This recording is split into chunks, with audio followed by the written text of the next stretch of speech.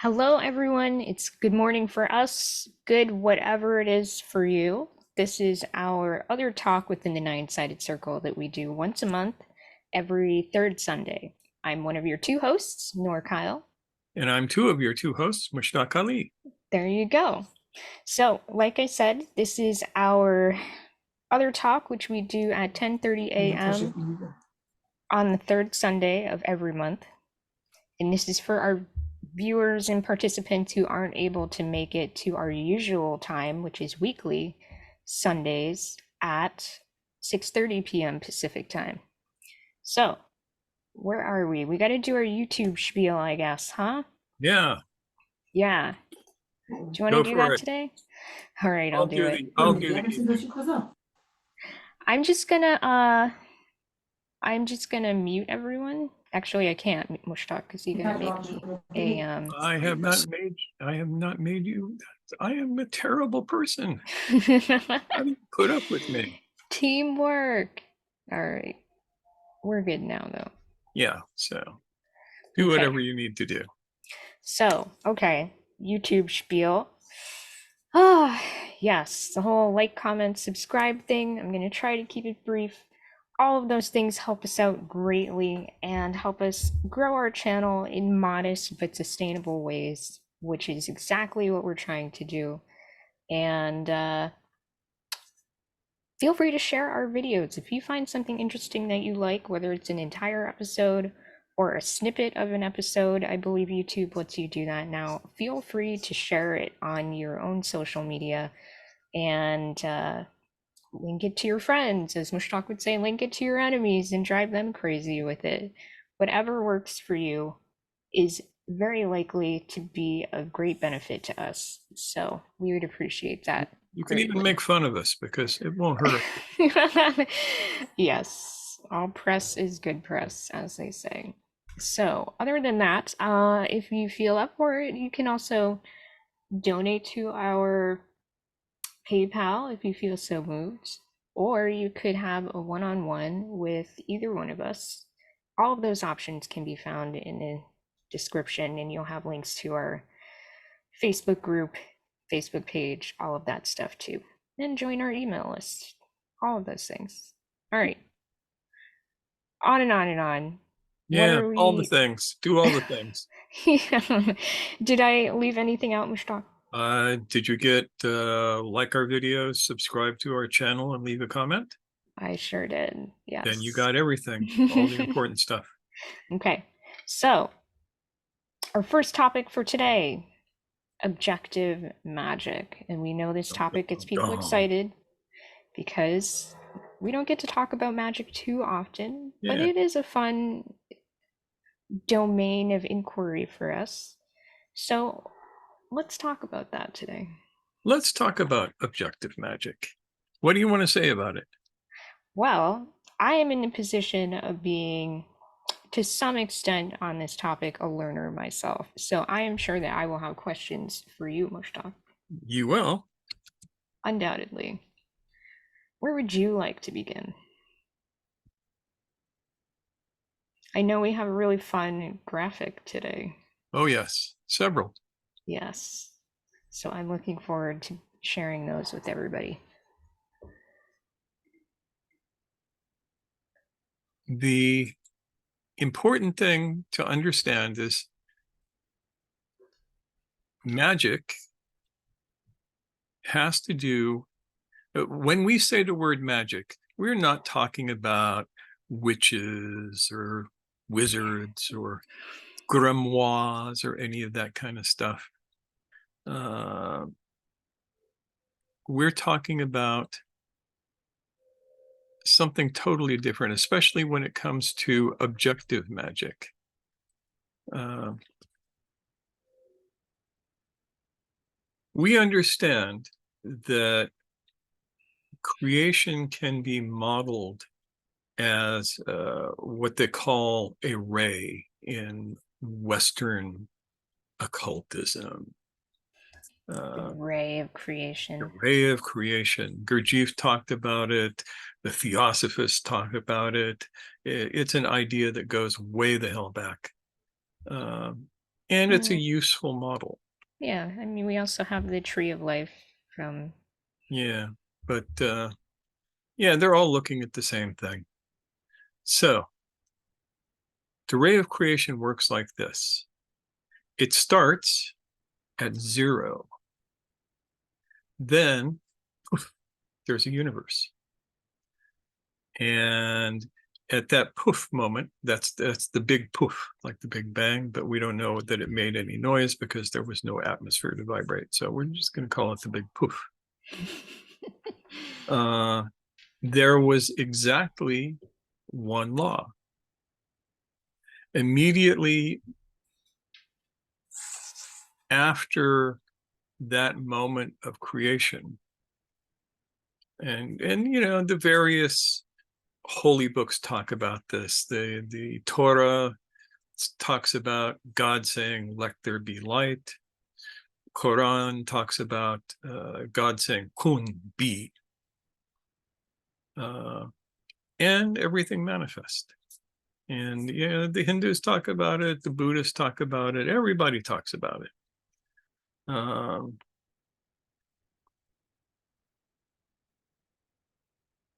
in order for there to be a functional universe, you need more than the one law. So immediately you get the three. 3 doubles into 6, 6 doubles into 12, 12 doubles into 24, 24 doubles into 48, 48 doubles into 96, and after 96, we don't even bother because it's too sedimentary. The thing about these different stages is that each one represents more constraints upon experience, upon life, upon the model. So at the level of 3, there are just 3 constraints. And we refer to them as wholly affirming, wholly denying, and wholly reconciling after Gurdjieff. There are other words for them, but they're in other languages, so we don't bother. So there's a reason why it goes from 1 to 3 instead of one Yeah. to two. Yeah. The theory is that 2 immediately births the third. It's like just 2 is not enough to create a universe. It's like if all we ever had was 2, the universe would never become more complex than hydrogen. But the universe is very complex now, Yeah. both qualitatively and quantitatively, or quantitatively and qualitatively, for those of you who are into Desjardins. So Chris says 2 and 3 are, Co-emergent. they co-emerge. Yes. Yes. Yeah. The Tetractys is also helpful to see this. Yes, Yes. absolutely. As for you sacred geometry nerds out there, you can take a dive into that. We've done a video on it as well, I believe. Oh, yeah. The Tetractys is the pre-Gurdjieffian Enneagram.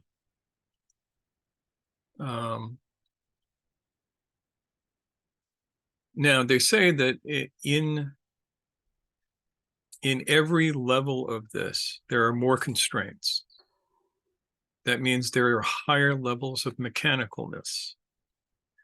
Human beings are supposed to exist at the 48 level. And the 96 level is like the, what's the word I'm looking for? The storm drain, right? It's the sewer. The runoff from level 48 goes down into 96, where it is completely just solid. My observation is that in the last 100 years, especially, humanity has gravitated way towards 96 from 48. We are more and more mechanical than we have ever been in my lifetime. And uh, that's probably a topic for another day, but we're just going to take that as a working hypothesis that this is in fact the case. Now, magic, as we usually understand it, is being able to manipulate the 48 laws. And that means that it is a phenomena of this plane of existence, for lack of a better term. So all of the drawing circles, chanting names, waving things about, having all of these symbols are designed to align yourself with the 48 laws in such a way that you can affect a change on the world or yourself. Some days are better than others when it comes to that. And that is what we usually refer to as magic, or in our case, what we refer to as subjective magic, because there are so many constraints upon the model at that point that it is very, very subjective. Objective magic is nothing more than allowing yourself to operate at a higher level of coherence where less constraints are on you. Usually, this happens at the 24 level. And it looks miraculous.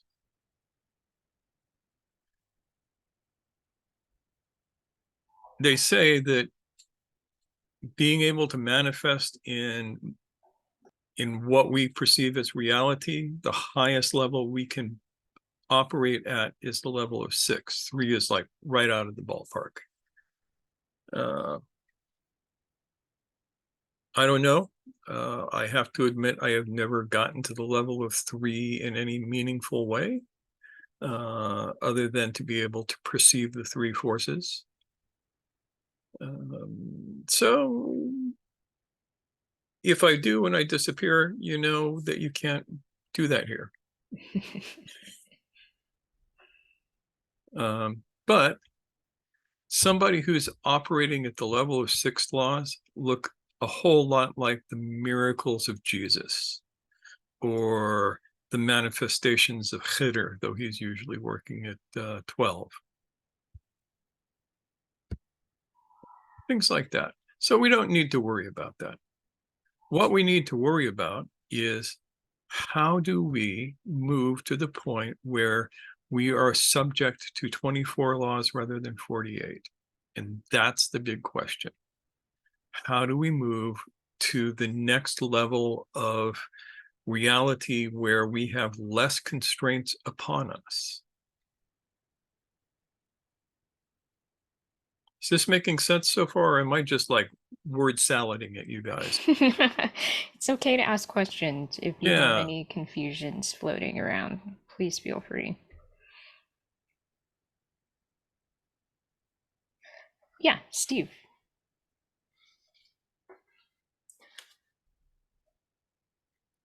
Yeah, you're So unmuted. basically, yeah, thank you. So I'm approaching this from different angles because I've done comparative spiritual studies for a number of years. So, and to use Buddhist terminology and other terminology, maybe folks know, maybe you don't know. You have mindfulness, and then there's mindfulness of mindfulness, and then you have mindfulness of the things of the senses, which are called indriyas, basically in Sanskrit. And of course, you have the mindfulness of the what the Buddhists say the mind stream, basically, which is in delusion. And then you have the ability to transcend that. And also in Kabbalah, you have the thinking, feeling, and willing triangles, which point upward and downward, which create the hexagram. So basically, and there you have the number 6, right? So are you saying that this this multiplication of numbers has a correspondence to the dense physical body, and then as you reverse engineer the multiplication, basically you become subtler and subtler and subtler. Is that the concept behind this? Sort of. I mean, that's a metaphor that's been used. And actually, that's what we're going to be talking about in our evening talk today, the cultivation of higher being bodies, as Mr. Gurdjieff called it. Unquote. Yes. Yeah.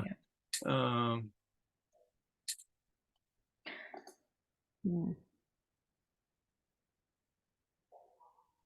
So on the comparative topic, this is all the ray is also in Plato's Timaeus Yes. in that dialogue, and he got it from the Pythagoreans. Yeah, like I said, this is an idea that goes way the heck back there. So it's got threads coming from many different directions, being in terms of historical ideas about the nature of being and the nature of the universe and all that stuff. So this idea definitely seems to have quite a lineage. Yeah. So the idea is to be working on 24, and then we have a higher probability that the stuff we're trying to see happens, right? That's kind of the gist. Sort of. Not. It's not working at the level, it's moving to the level. Yeah. Dang. Right. Big distinction. Huge. So, Steve, did we get your question answered? I don't think we did. At least not to my satisfaction. So thank you. But so in Orthodoxy, in Greek Orthodoxy, you have the Jesus prayer, and then you have different. And I don't know too much about this because I haven't gone into it myself, which I should. Basically, it kind of just makes sense for me natively to do that. But in Buddhism, you have a practice where you're mindful even in movement, which is in dancing, and I'm sure that's what I think the Mevlevi Sufi order in Turkey does with the dances when one hand is, I think, down and the other one is, and they're just moving left around. hand is down, right hand is up. You're turning on your left foot. Yeah. You can't do that without being what the Buddhists would call very, very mindful. People make the mistake of thinking that the Mevlevis are spinning around to get dizzy and reach a state of ecstasy, but nothing can be further than the truth. The Mevlevi turn is incredibly disciplined. And we've talked about it before because my teacher sent me to a Mevlevi sheikh for 2.5 years to train with him so that I could learn this stuff. And if it is done correctly, you never get dizzy. You just don't. And you can turn for an hour, which they do. I mean, they do the full sama with the 4 salams. Each one of those, if you were to actually see it and watch it, the people who are doing the turn are creating these visual mandalas. They're almost like circuits. Starting out with everybody is rotating around the periphery of the room, and then it goes through all of these steps until the final step is when the sheikh comes to the center and he turns and receives the built-up energy from all of the dervishes and transmits it to the world. So this is the Mevlevi Sama is not a personal thing, and it's not a way to get high. It's not a way to achieve ecstasy. It is a way to translate energy from the higher to the lower for the benefit of the world, if that makes sense. It does, because that's what tantric practices are in Tibetan Buddhism, where you see them dancing and they lift up one foot, and and then they have movements with a sword or a chopper called a khadga. Yeah. So basically, the practice, what you're describing here, moving up from excuse me, 96 to 48, and what I would say like reverse engineer that multiplication basically is a working on oneself in all aspects of oneself, correct? Yes. And in a specific progression. And if you can break the mechanical conditioning of the self, you move to higher orders, higher levels where you are subject to less constraints without effort. You cannot force yourself into into world 24 at all. You just can't do it, because if you don't deal with your own mechanical constraints, you don't fit there. When you do release enough of your own mechanical nature and create within yourself what Gurdjieff called the magnetic center, then you will move from the level of 48 constraints to the level of 24 constraints. You are operating under half the constraints of common man.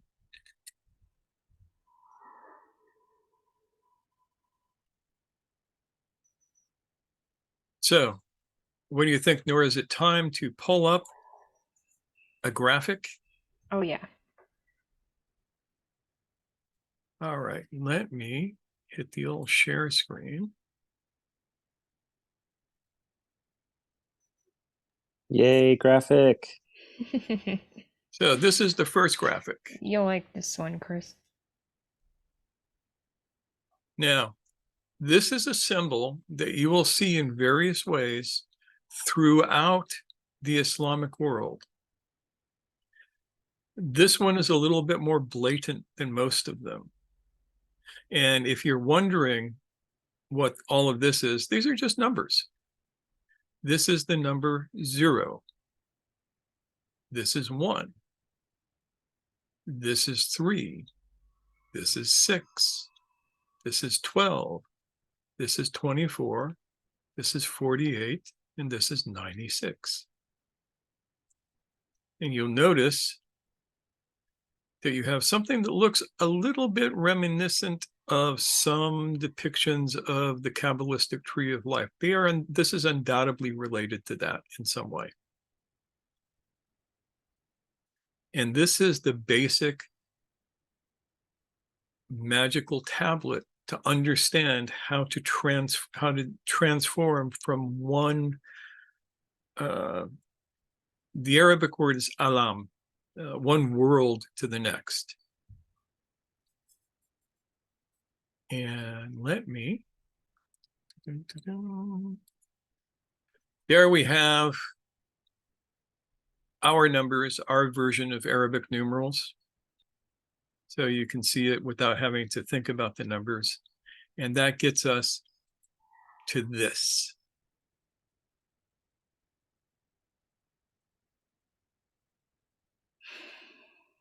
Who here is familiar with the levels of nafs?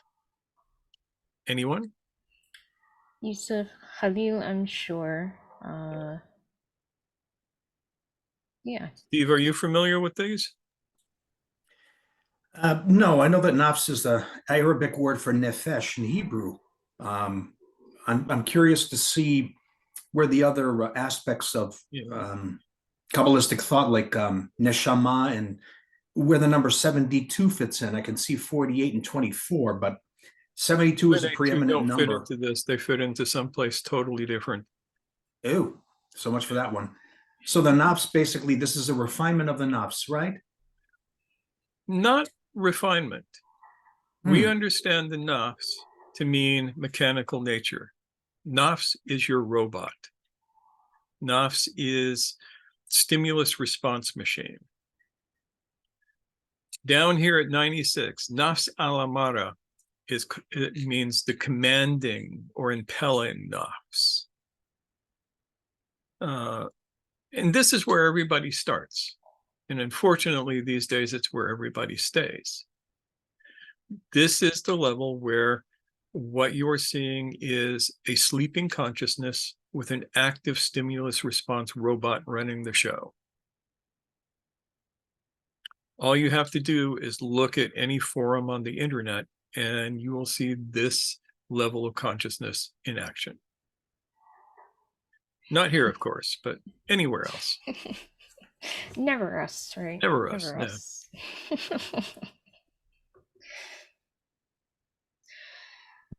Yeah, so I mean, it's almost I imagine kind of a spectrum almost, right? Where at this very bottom point of this Yeah, this is, spectrum, it's completely robotic yeah, ego drivenness yeah, at totally 96. condensed, dense matter down here.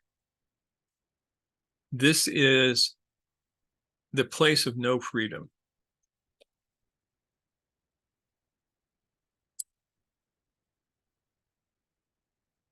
Does that make sense so far? You can give a thumbs up if this works for you Yep. so far. Okay, Mhm. great. So we're free to move forward. We move from here to 48. Nasalawama. That means the blaming, the accusing.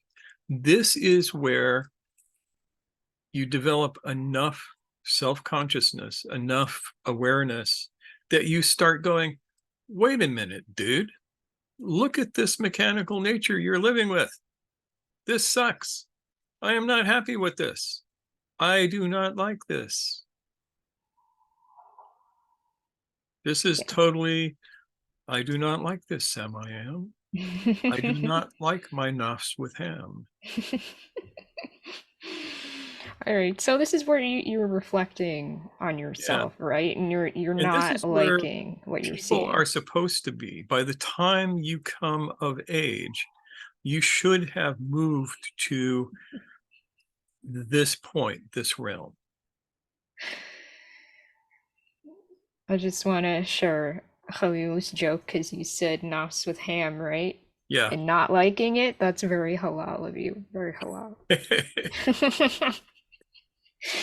So, anyways, yes. Normalcy, quote unquote, or like, Yeah. you know, At 96, there is no potential for work. At 48, there is the potential for work because you have developed enough conscience to know that something is wrong. a seed of hope Yes. has been sown.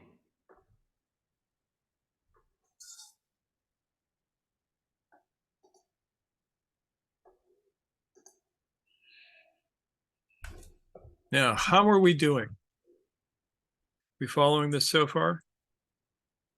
Yeah. Yep. Yusuf, feel free to jump in on this because I know you know this stuff.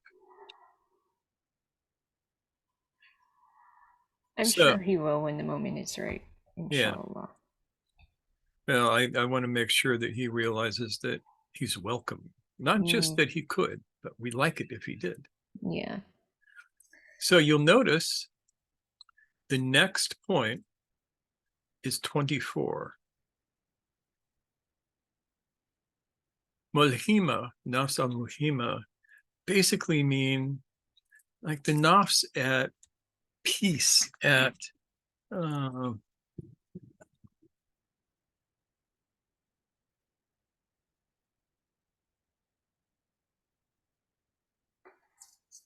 this is the ego stage where you have finally quieted down the robot enough that you can hear yourself think. That's the way I think of it. Mm. You have detached yourself from a great deal of your mechanical nature.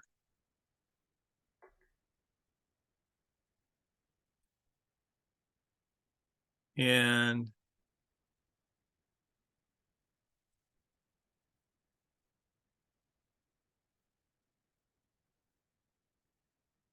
it's the place where real work begins. and it's the place where you have developed a magnetic center, and it is the place where magic in the objective sense begins to happen. And what this means is that because you are not blinded by the 48 or 96 constraints upon your being, you can see ways to move that other people can't see. And you can move in those directions. And it looks like magic to people who are not at that level. It's not magic. It doesn't break any natural laws. It just how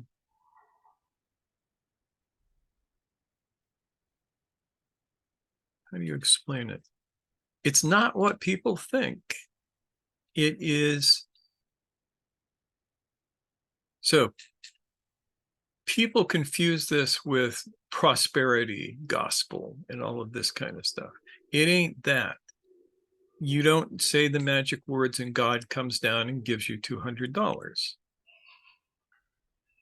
This is moving through the world in such a way that by and large, you have what you need and are comfortable with it, whatever that is. Does it make you Superman? No. It will make your life easier in some ways, but it's also more challenging because you can get stuck here. And most people, in my experience, who get on the path of awakening, get here and they go, okay, cool. And they set up camp. And there's all this other stuff that we have. So why might they get stuck there? Because it's comfortable. It's easy. You are less mechanical. So this feels like enlightenment. Yeah. If So you have been stuck at 96 and 48. At this point, you might think, "Oh, I'm one with the universe now." Yeah, and you kind of I are. did it. But really, you're like a third up the mountain, right? Yeah. Yeah. And a woman I know wrote a brilliant book called Halfway Up the Mountain about this particular phenomenon.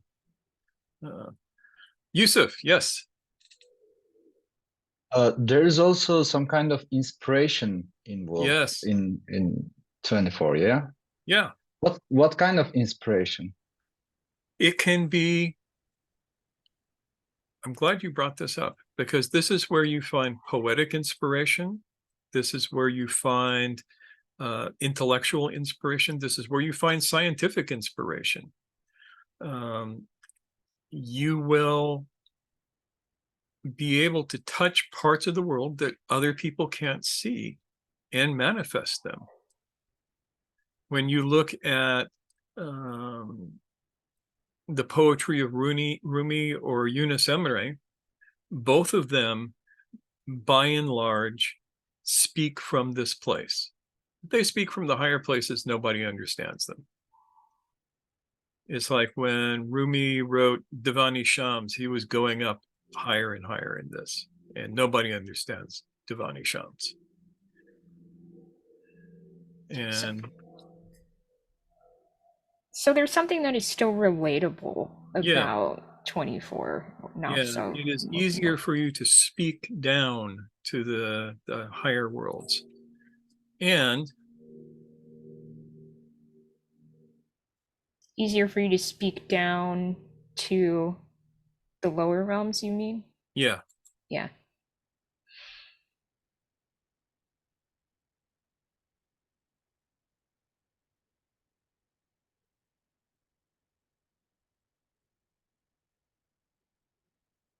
Realize something here. Let me do a quick check. I just realized that I have reversed 2 of these. Oh no. Oh yeah, I don't know how I did that. I'm going, wait a minute. Because Malhima is inspiring. Nafs al-Mutmaina need to be down here. Okay. 4. Now There we go. Salmokima need to be up here at 12. And I will fix that on the All graph right. after this. Yeah. Now it all makes sense. Awesome. Okay. I was tired when I did this. I did this Uh, at 3 in the morning. Are you sure about that? Because it goes nefs emmare, nefs levvame, nefs mulhime, and then nefs mutmainna. I think this order is right. Okay. I believe you. I would like it to be right.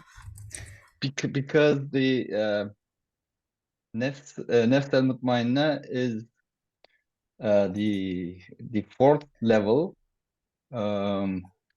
Most of the work is complete at that level. Yeah. The mutmainna means Inspired. Yeah. no, mulhima is inspired. Yeah. The Sorry. mutmainna is At peace. yes. Yes. Yeah.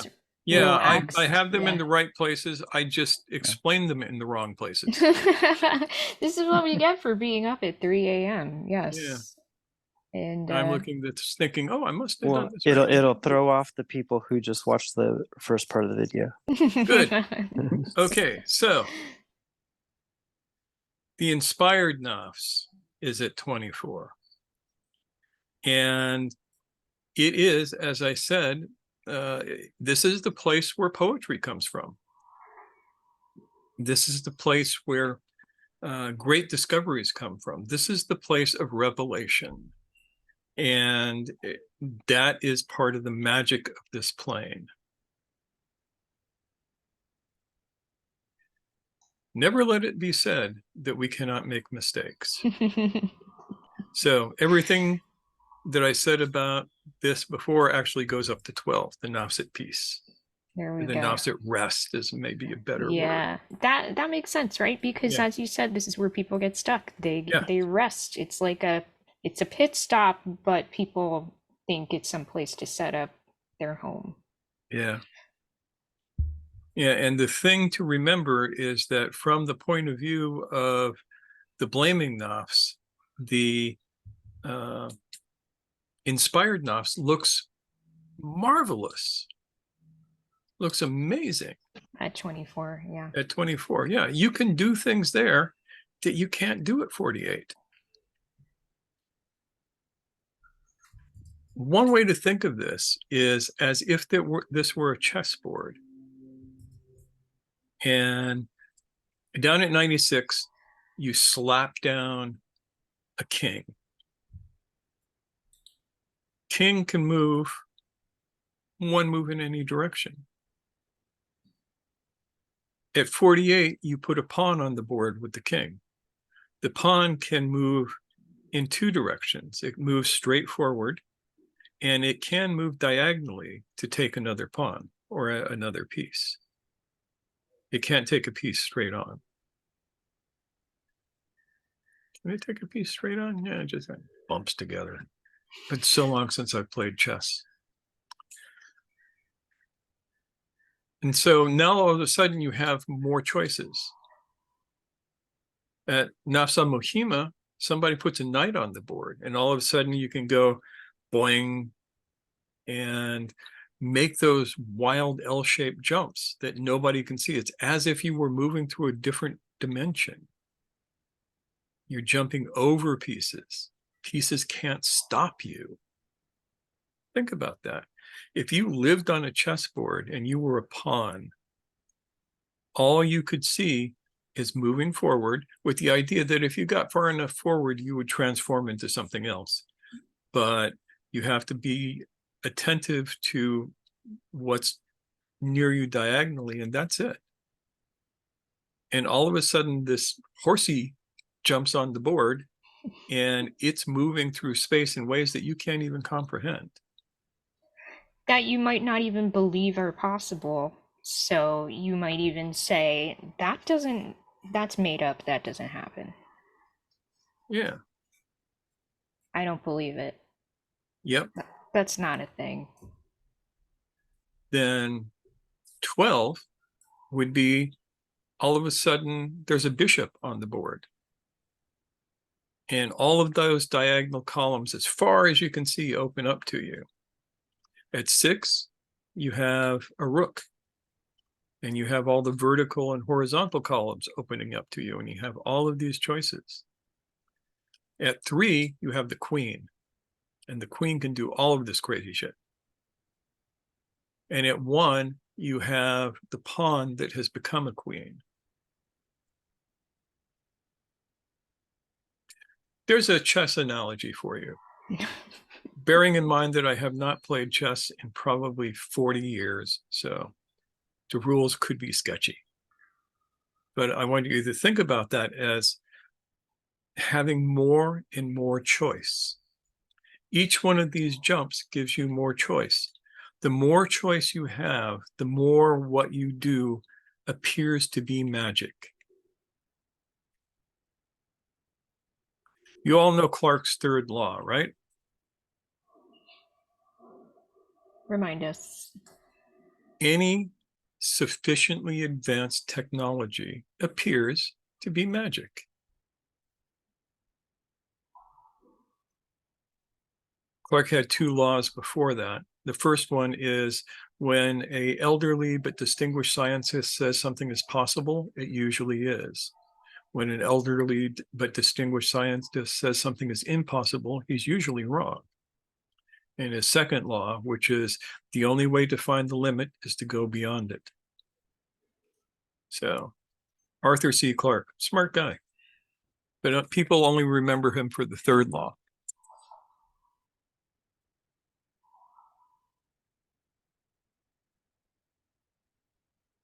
So, objective magic is that sufficiently advanced technology. And it is produced from freeing yourself from your mechanical constraints.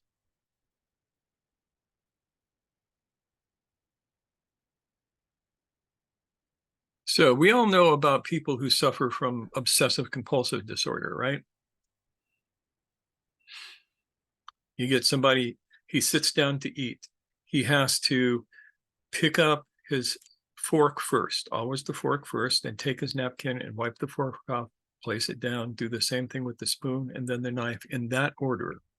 Then he has to rotate the plate 3 times.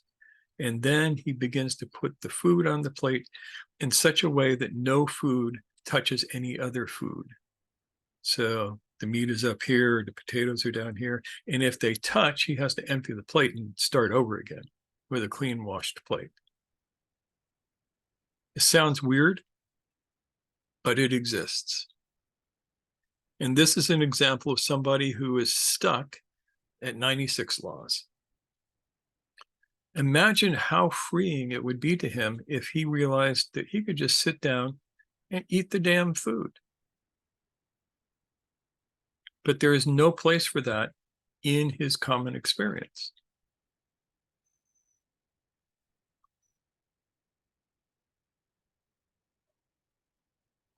So,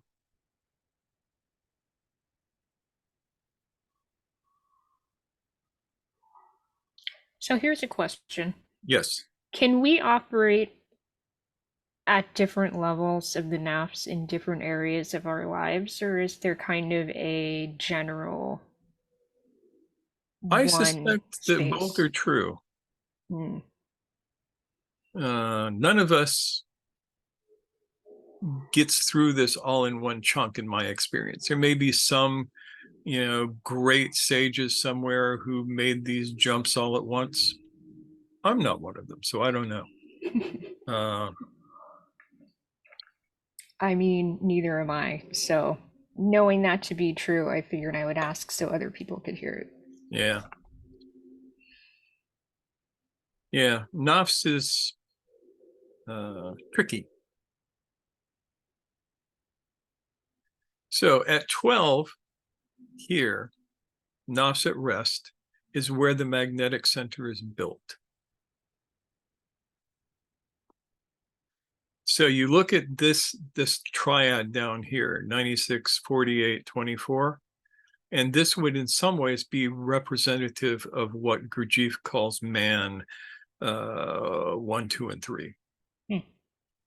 This is the human being that operates on the moving center. which is 96, the one that operates on the emotional center, which is 48, and the one that operates through the intellectual center, which is 24. Some people say it would happen all at 96, but I'm being generous here.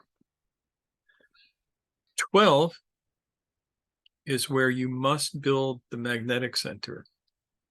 And that is only done consciously. You can't unconsciously develop a functional magnetic center.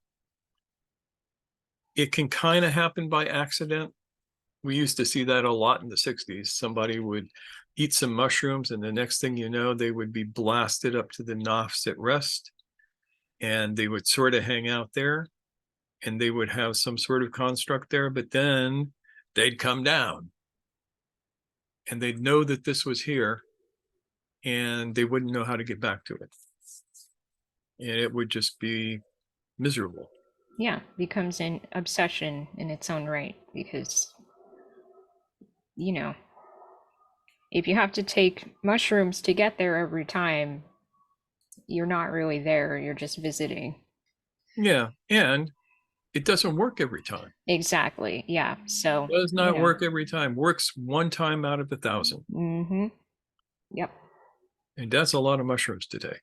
And that's a lot of disappointment, right? Yeah. Especially because somewhere in that 1,000 is also the Joker. Mm. If it's 1,000 card deck, there's a Joker in there. And you might get that before you get the good card. Mm. So Steve has his hand raised. Yes, Steve.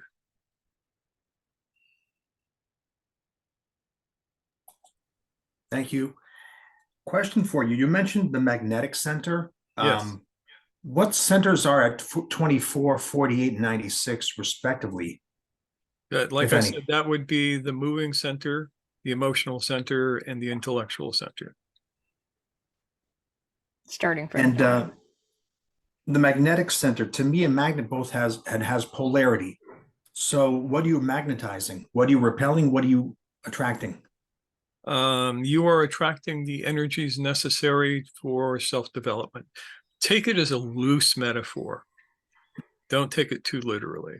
I'm using Gurdjieff's words because the Arabic and Persian and Turkish words don't mean anything to anybody here. Well, the Turkish would mean something to Yusuf, but I would get them wrong and he would laugh at me. Oh. So are these centers in skeletal format in people? And as They one does exist in conscious... potentia. Hmm. It's like if we were to go up using Gurdjieff's model again,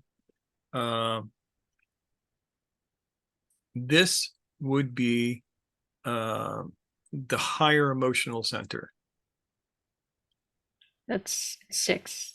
Yeah, that would be at 6. And this would be the higher intellectual center. 3. And this would be something that we don't even have words for. Mm. This is the man that moves beyond. The human that moves beyond. Yes. As we Sorry, prefer. I'm doing all the Gurdjieff stuff, and so my language becomes sexist. Mm-hmm. Which is not Gurdjieff's fault. He was a creature of his time. Yeah. Everybody talked like that. Yeah. So, I mean, here's maybe a pesky question. I have heard you say in the past, and I have agreed with you, that these centers, like the moving center, the heart center, and the intellectual center, none is better than another. No, none is better than another. Yeah, so it's not, yeah, I think that gets into territory that is a little bit separate from this, but yeah, and yeah, because that does get tricky, because the 3 centers that Gurdjieff describes, the moving, the emotional, and the intellectual centers, are all mechanical. Mhm. The inspired center looks very cool because you're getting new things in.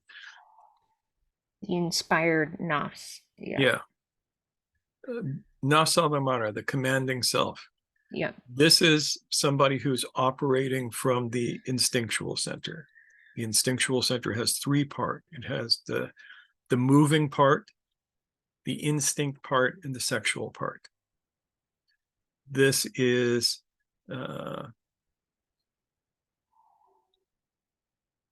somebody who does not know how to be anything but a body.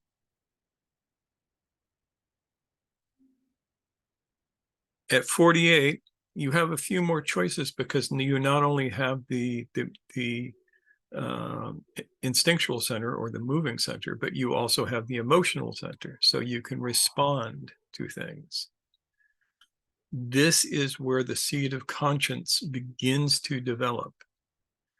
At 96, there is no room for conscience. It takes emotion to have conscience.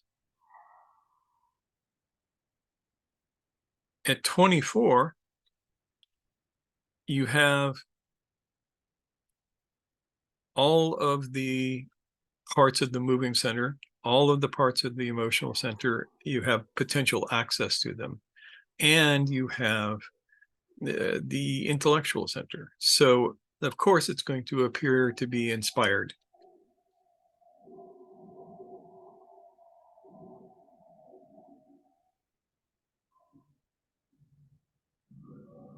And most people, when they are unconscious, will ignore two of the three centers. You may have access to all of your feelings, but you ignore them because you are just a talking head. You find engineers at 24 a lot. All thought, no feeling.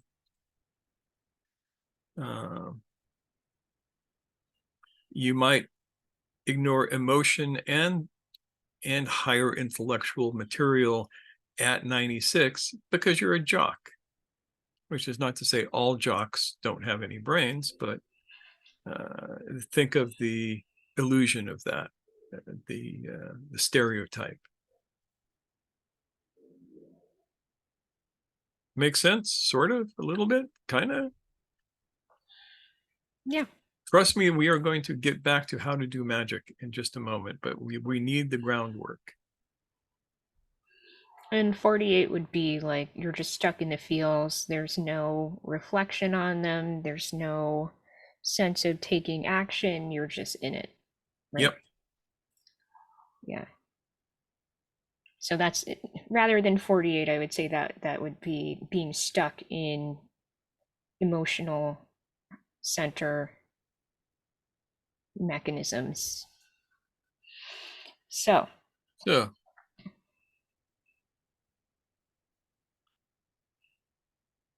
real quick, the last three nafs. The pleased, nafs radia means the nafs that is pleased, that is happy with the its connection. satisfied. Satisfied, that's another good word. At 6, or at 3, 6, yeah, you have the nafs al-mardiya, which is the pleasing nafs, the satisfying nafs. That means that rather than being in the passive position, you are actively connecting with the divine reality. And the last one is the pure nafs, and this would be the insani kamal, the perfected human. Yes, and we And that's talked about nafs that al-safiya. Yeah, we've talked a about couple that. weeks ago. Yeah. Yeah. And I want to get through those real quick because they don't have as much place in today's discussion. So, man number 1, 2, 3, 4, 5, and 6. Man number 7 is the perfected human. You do not see man number 7 walking around on the street. And if you find somebody who claims to be man number 7, they're lying to you. Take that as a given. Nobody who is at this level claims it. You might notice it in them. And I point this out because there are teachers in the world who put themselves at this position. And so far, in my experience, every one of them has been a fraud. So essentially, they don't advertise. No No, one's gonna they put have no like need to. a billboard out there saying, "I have reached this station. Celebrate on my behalf for me." Yeah. Yeah, and do what I tell you. Give me all your money. They Yeah. Obey. don't need that. That is Yeah. part of being there. Yeah. Nobody who is Nasa Safiya needs to be coercive in their teachings. So there is that.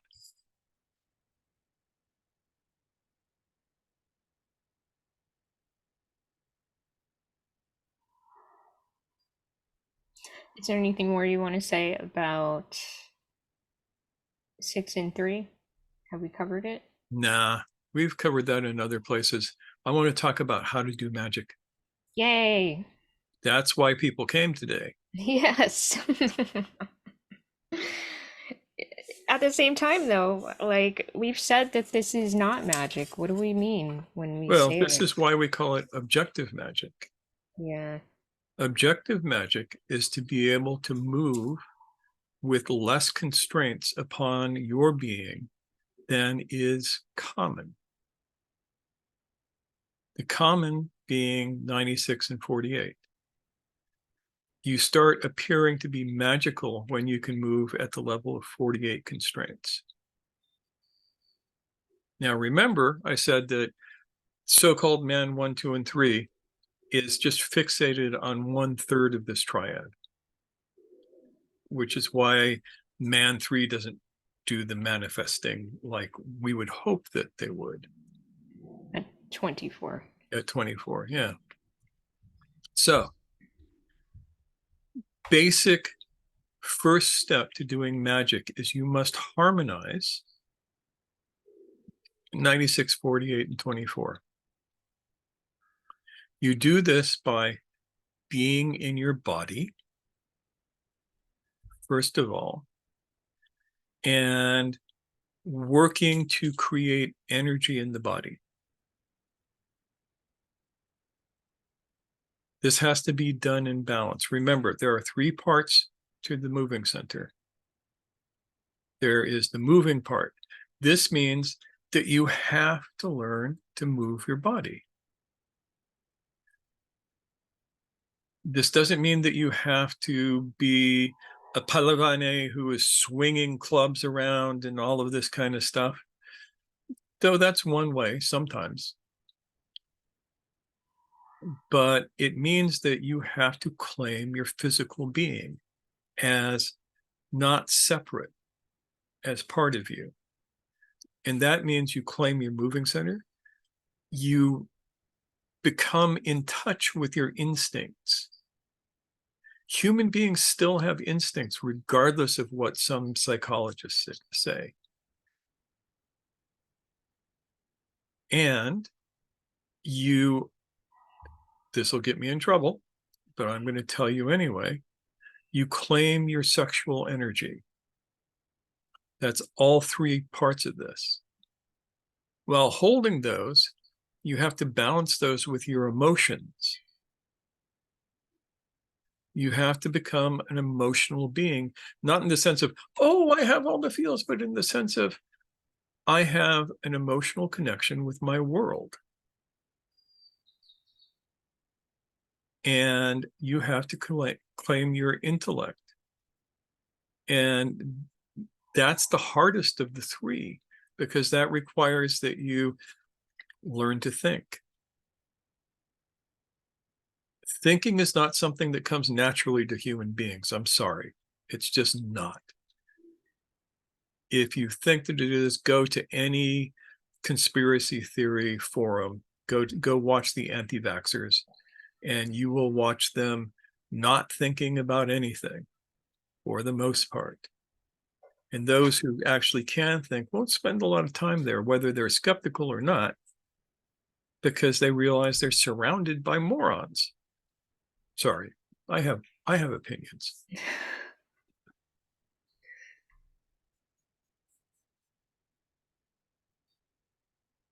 Balancing these three allows you to free yourself from a certain number of laws, about half of them.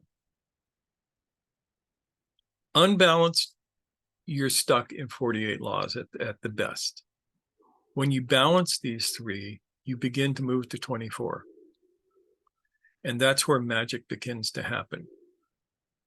This is the spell by which you learn to do magic. Claim your body, claim your heart, claim your mind. Balance the three together.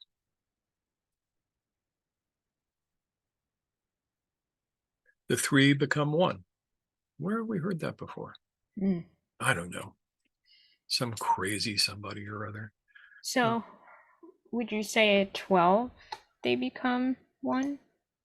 Even at 24, they become one. 12 is where you start doing the real work.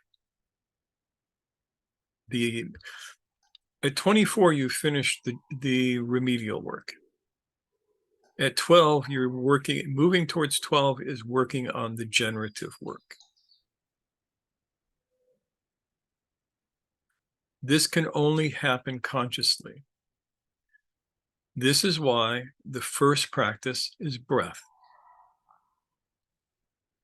Breath puts you in your body, and it calms the emotions and the mind if used correctly. This frees up a certain amount of energy to begin to free yourself from your mechanical qualities. What Gurdjieff called self-observation is what you do while you're breathing, sometimes, not all the time, just sometimes, to begin to notice what your mechanical qualities are. Oh, I need to turn my plate around 3 times before I put the food on it. Or, oh, I think I can only move diagonally across the board. What would happen if every piece on the chessboard realized that it could move in any direction?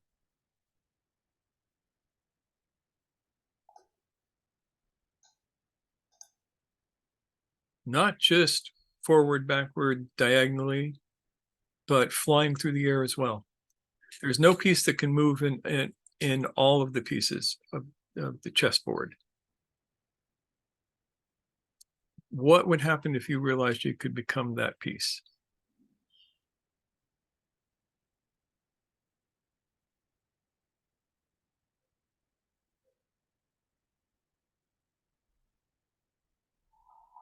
That would be pretty eye-opening. Yeah, Maybe even scary, right? probably scary.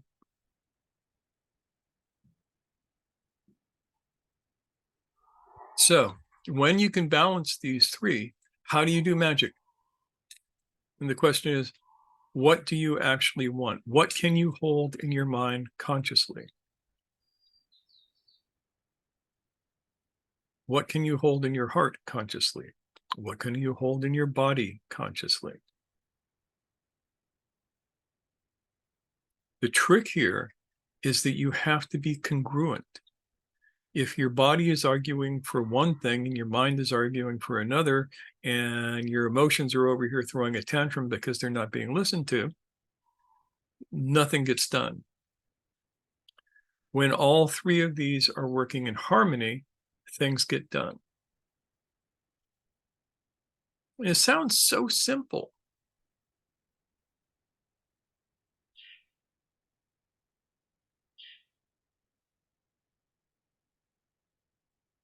Okay, I'm going to get rid of this so we can talk about this now.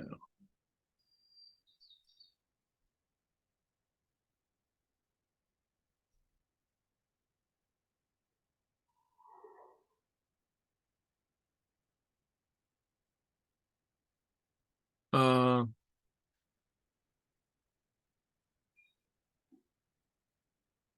there's a bunch of questions here. Steve had to take off. Yeah, no questions really, except Well, that there is. Yusuf Yusuf has a said, does the red line look like the name Muhammad, or is it just me? Smiley Dude, face. it's not just you. Khalil agrees.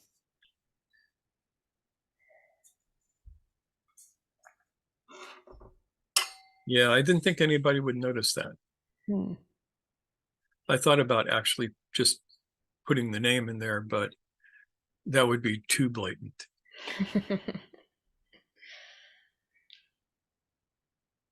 All right. So there seems to be this factor of the necessity for congruency. Yes, the necessity for congruency is what is required for doing magic. Every part of you that is awake has to agree with every other part of you.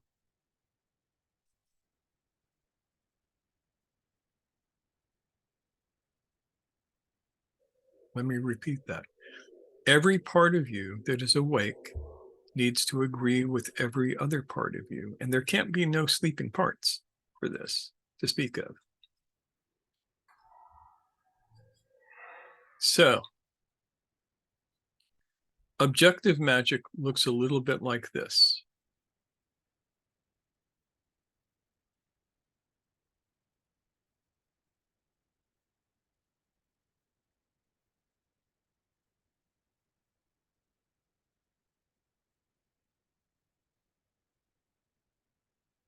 Your mind goes, I want to levitate. Your emotions go, that would be so much fun. And your body goes, but I like gravity. And you ain't going to levitate.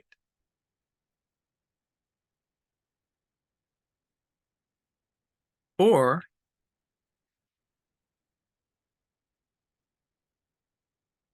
your mind goes, I would like to move effortlessly through the world. Your emotions go, that would feel so good. And your body goes, I know how to do that. And you take a walk, and your walk is magic, and you're awake through your entire walk.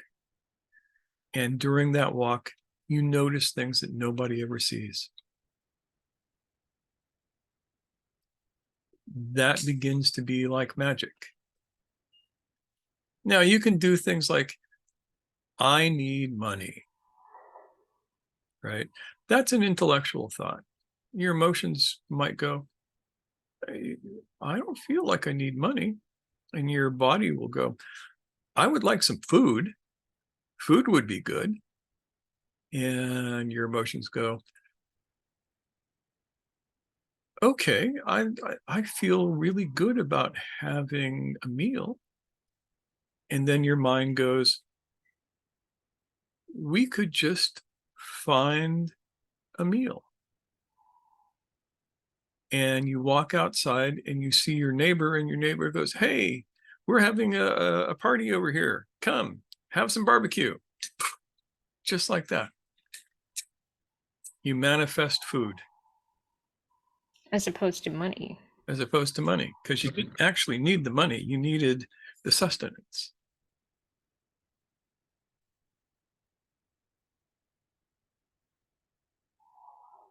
Which is not to say that you can't manifest money. It's just less common to actually need it than people think. Does this make sense? Yusuf says it makes sense. Khalil says it makes sense. Chris, what do you think? Yeah, add something to this, Chris. I'm just having such a good time, so it's hard to say anything right now. You can always count on Chris to have positive things to say. All right. Yeah, Chris, though you are the perfect example of this in a certain way, because with your restoring Sonora, you are doing exactly what we talk about in this talk. You are creating an entirely new environment almost magically. Do you see how that is? Yes, sir. And I thank the Nine-Sided Circle for all the help and there's so much more to do, so much more to go, but I do see that like there's a connection that's really significant between what I've learned here and how that's all happening. Yeah. And, you know, this is going to be a lifetime job for you. So, I mean, Sonora is a big place. It's a big place. Yes, sir. Yep. Gonna do some more push-ups today too. Yeah, I hear you. I've started working on doing 100 push-ups a day. That's Yeah. my thing. Yeah. Fortunately, I got 24 hours to do them in. I used to be able to do 100 push-ups all in one shot. Now it's 25 if I'm lucky, which is pretty painful. Maybe for someone of your age, there's got to be a benchmark that you're just blown right past. I don't know. I know some people my age, they're pretty burly. But I'm working on the manifestation. Everything is congruent with me for that's the other thing. Purpose. What is the purpose for what you do? So in the case of restoring Sonora, your purpose has nothing to do with you personally per se. It has to do with the benefit of the entire planet and the benefit of the entire desert, and then the benefit of the entire county and town, and then you get the benefits at your house. Mm-hmm. So if it goes the other way, it doesn't work. Mm-hmm. Yeah. And so for me, I have begun a important physical transformation because I have to create a bunch of the moving videos for you guys that y'all need to know in order to work on the moving center. Right on. Yeah. Please. Yeah. And that means that I'm not allowed to be as old as I am. We call it blobbing. We both Yes. do it, and we have to challenge that tendency. Mm-hmm. Same. Yeah. Yep. All right. The magnetic center sounds. Yeah, Yusuf, please. Yeah, go, man. I have a question. Yes. Actually, I'm told that one can reach to the nefs-i mutmainne all by oneself. It is hard, but it's doable. Mm-hmm. After that, one definitely needs a teacher.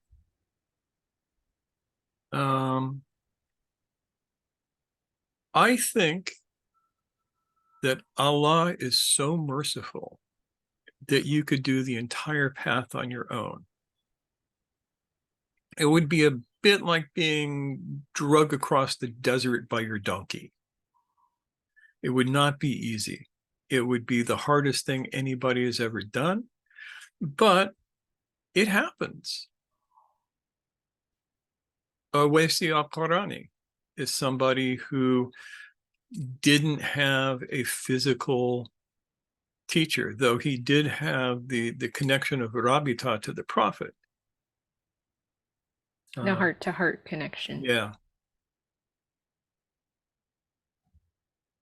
And there are a few others like that. So Teachers help. Teachers are the lubricant for your nafs. You know, your nafs is rusty and stuck, and they will go in and pour some oil on it and grab you and shake you until you break loose. And it's a lot quicker than trying to de-rust yourself. I would like to ask actually, why to Nafs Mutmainna? What is about above the Nafs Mutmainna? So the first four level are different than the higher three level, I think. Yeah. Okay. Yeah, the first three have to do with being in this world. The next three have to do with working in higher worlds, for a lack of a better term. And world is a metaphor. It's not a reality. It's just a way of talking about it because we don't got a better way to talk about it. And the Yeah. last one is working outside of this world. One way I think of it is 1, 2, and 3 are being in the dream, being in the dream state. 4, 5,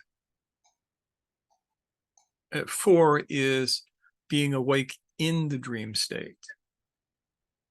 5 and 6 are working in the dream state, and 7 is waking from the dream state.